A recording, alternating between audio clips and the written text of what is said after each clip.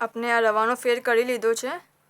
રવાના આપણે 13 ફેર કરશું તો આપણી પૂરી લાઈન બનશે કલીની। ઓકે, અને આ રવા આપણે કરા એમાં આપણે એક વધાવો લેશું અને એક સાદો, એક વધાવો અને એક સાદો, એમ જ આપણે ચાલશું। હવે આપણે રવોનો ફેર લીધો, એમાં એક વીની અને એક રવો કીધો આપણે। સો આપણો નવો ફેર વીનીથી શરૂ થશે। સો એ જે વીની છે એમાં આપણે વધાવો લેશું, 2 વીની લેશું। ઓકે, 1 અને 2, ક્લિયર। અને રવાના ઉપર રવો લેશું। પૂરી લાઈનમાં રવાના ઉપર રવો આવશે અને આપણી પૂરી કલીની લાઈન બનશે। ઠીક છે, આમ આપણે 7ના સાદા તક જાશું।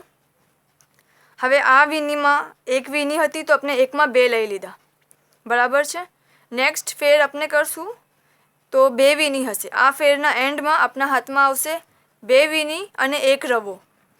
સો એમાં આપણે શું કરશું કે વીની પર વીની મૂકશું, બીજી વીની પર વીની લેશું અને રવાના ઉપર રવો। સો એ આપણો સાદો ફેર થઈ જશે। એના બાદ આપણો વધાવાનો ફેર આવશે। સો એમાં જ્યારે આપણા પાસે 2 વીની હોય તો આપણે ફક્ત પહેલી જ વીની જે હશે એમાં જ વધાવો લેશું।